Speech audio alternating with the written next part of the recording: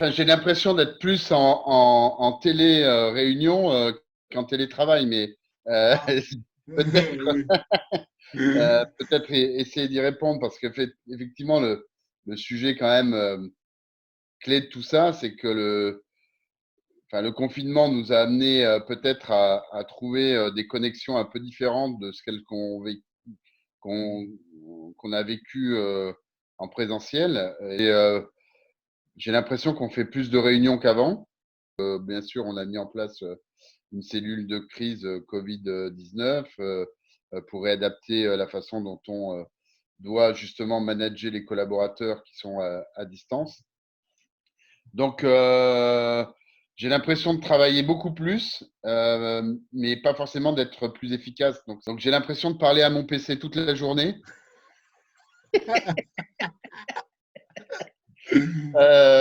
Donc, du coup, oui, je trouve que c'est plus fatigant en termes de concentration parce que oui, j'ai quelques questions sur l'efficacité et le côté excellence opérationnelle.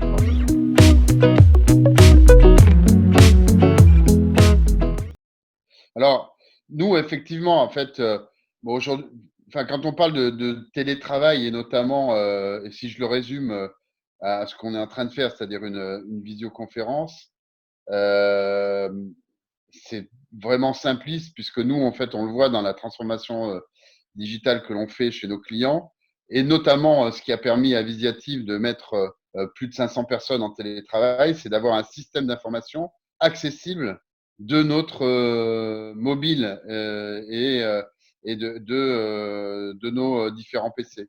Donc ça veut dire qu'effectivement, il y a une grosse partie de l'effectif qui continue à travailler dans l'administration des ventes, dans la réalisation de projets, dans les différentes actions opérationnelles concrètes vis-à-vis de nos clients, avec et grâce au système d'information qui est sécurisé, performant et accessible, quel que soit l'endroit où on peut se situer d'ailleurs sur la planète.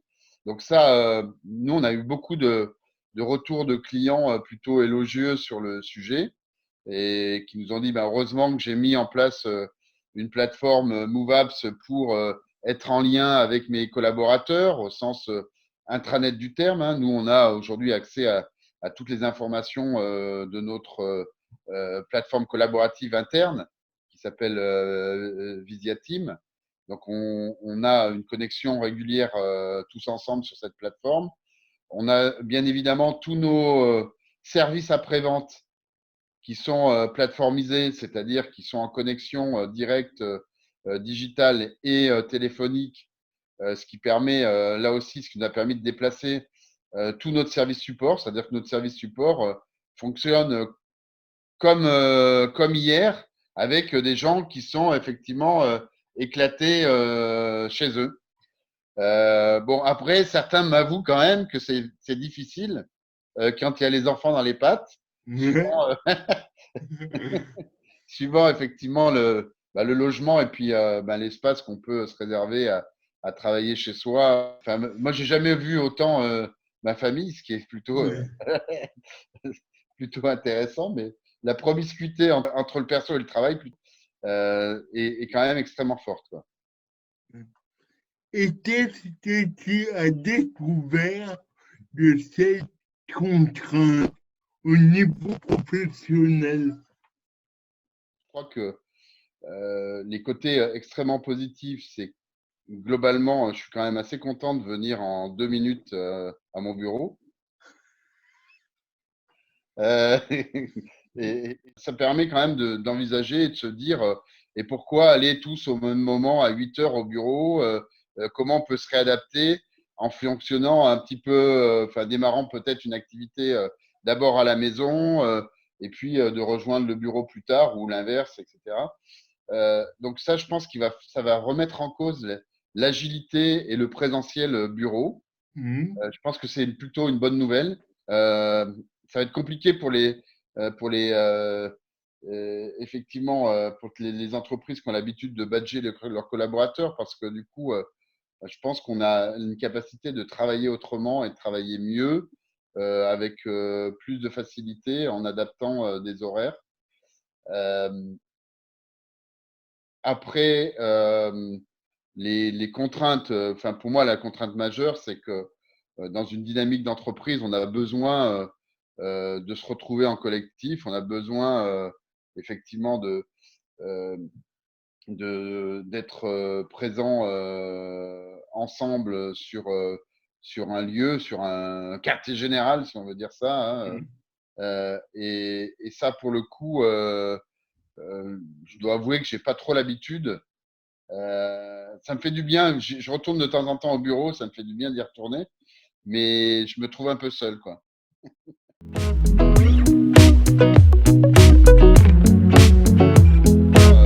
Je crois qu'il faut, de cette expérience, réfléchir à l'après, et Oui, notamment à savoir justement peut-être réadapter une organisation qui nécessairement peut-être revisitera aussi la façon dont on a conçu nos bureaux, hein.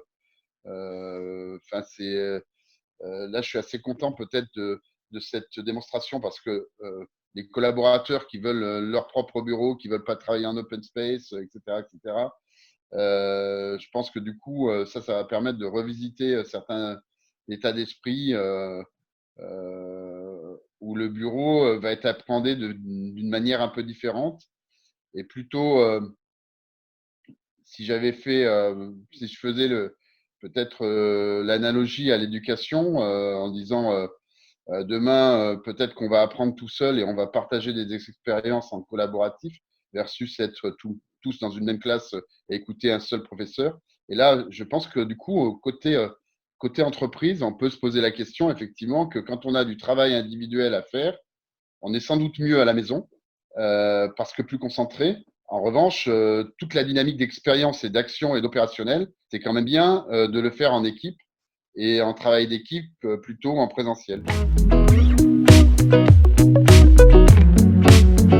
Alors, bien évidemment que le plan stratégique Catalyst est un peu chahuté en termes d'exécution par rapport à ce qu'on avait anticipé. Alors, bon, déjà par rapport côté économique, où effectivement, on a, comme tout le monde, un fort ralentissement de l'activité. Donc, oui, ça va réadapter de manière plutôt intéressante d'ailleurs notre proposition de valeur, puisque Catalyst, c'était quand même de travailler sur une proposition de valeur singulière aviative.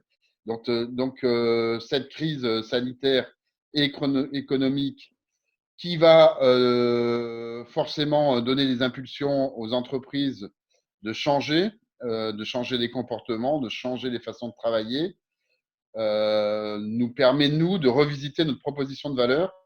Et on va lancer dès la sortie de crise des offres qui seront, je pense, encore plus pertinentes qu'elles ne l'étaient avant crise. Donc ça, c'est plutôt la bonne nouvelle, c'est-à-dire que de l'expérience qu'on a vécue, des satisfactions qui nous sont remontées des clients sur l'avantage de la transformation numérique adaptée à des contextes d'incertitude, d'agilité, de confinement, etc., de sécurité des collaborateurs, de réadapter des postes de travail, etc., vont conforter encore plus le fait qu'il faut digitaliser ou plateformiser les entreprises. Mais avec d'autres opportunités, si on peut dire opportunités, ou d'autres façons d'appréhender, c'est-à-dire la sécurité du collaborateur, santé, sécurité au travail, par exemple, va devenir un sujet majeur. La gestion du risque va devenir un sujet majeur. Le système système d'information sécurisé va devenir un sujet majeur. La façon d'accéder à des plateformes collaboratives, au-delà de la visio, hein, conférence, qui est un outil bien évidemment qui va se répandre aussi largement qu'un téléphone mobile. Mais tous les outils de partage documentaire, tous les outils de processus collaboratif, toutes les business experiences de service après-vente client vont être revisités avec enfin, ce qui fait d'ailleurs la transformation numérique des entreprises, hein, c'est-à-dire l'interaction, le self-service, c'est-à-dire que le collaborateur ou le client qui va pouvoir se servir tout seul dans un portail d'entreprise pour aller chercher la bonne information au bon moment, quelle que soit l'heure et quel que soit l'endroit où il se situe sur la planète, va devenir encore plus critique. Donc, on est au cœur de ce que fait Visiactive depuis maintenant de nombreuses années.